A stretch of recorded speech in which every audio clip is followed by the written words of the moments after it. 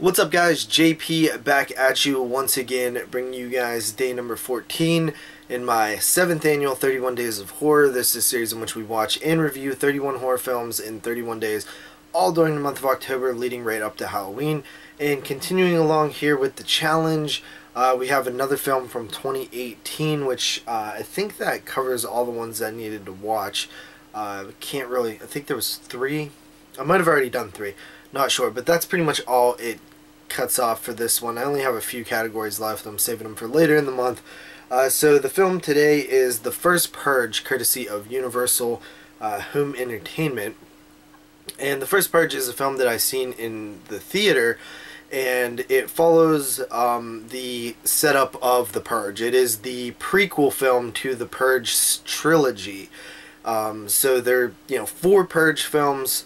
This one is a prequel. It's how the Purge came about, and it follows one specific neighborhood or area in Staten Island, New York, which is where the experiment of the Purge is taking place. And you have politicians who are putting this on, and their idea is that it's going to basically, save the country, and eventually, if this is successful, they'll roll it out across the entire United States. And of course, we know the Purge is a annual event that happens every year where all crime is legal for 12 or 24 hours. I think it's 12 hours in this film. And we know that because the other Purges, and this is a prequel, that this is successful. So a little bit of suspense lost there.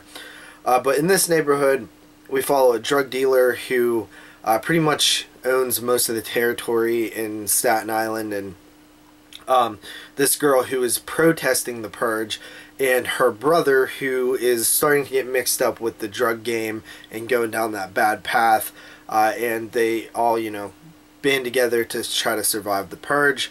Then you have the politician who wants the Purge to be successful, and a person who is basically there to take the data from it and combine it to being successful or not.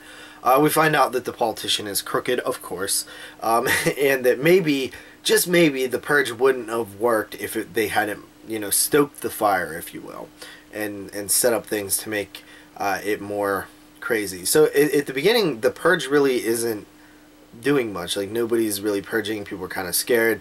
There's not that much violence in it overall, and a lot of the violence is more like, I guess, like action-y type violence towards the end.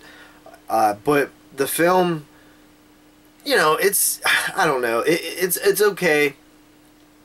I do have a problem with the fact that you are following this drug dealer, and he is the guy who you're supposed to root for, especially by the end where he becomes literally the hero of the film.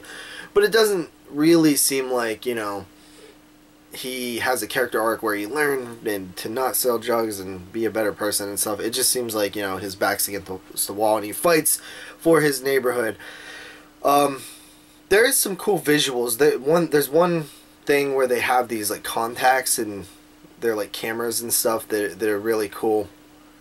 Sort of glowing contacts in the dark and stuff look really cool in an alley. There's some okay stuff in it, but overall, I don't know. I can't get on board with the Purge films that much. They just don't really feel that realistic to me. I feel like if this really was happening, it would play out completely different.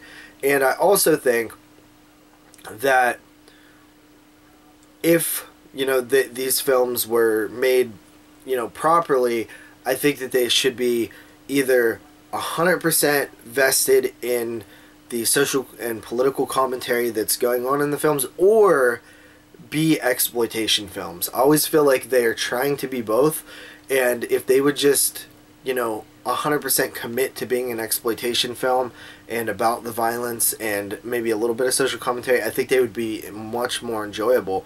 But I feel like they're always holding back because they don't want to be too disturbing or violent or push the envelope too much. I think that's a problem. But yeah, I would probably say this one still better than the first one. All three of the sequels have been better than the first one. And at the end of this one, it launched into the TV series, which is currently airing. I have not watched it, but I'll go ahead and say like a 7 out of 10 on this one. It's alright. So anyway, guys, that is day number 14. I'll see you guys tomorrow. Peace.